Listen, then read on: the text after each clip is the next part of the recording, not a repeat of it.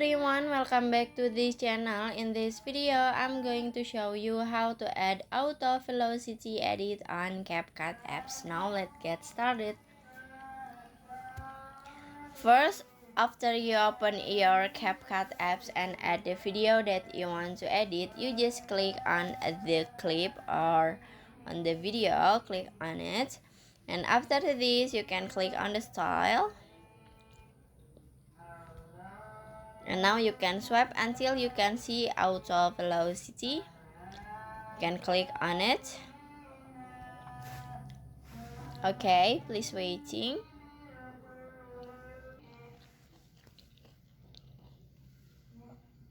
Okay, and after this you can adjust the auto velocity. You can click on the adjust. And in here you can swipe left or right the interval between two beats. And after this you can go back and waiting again. And after this finish.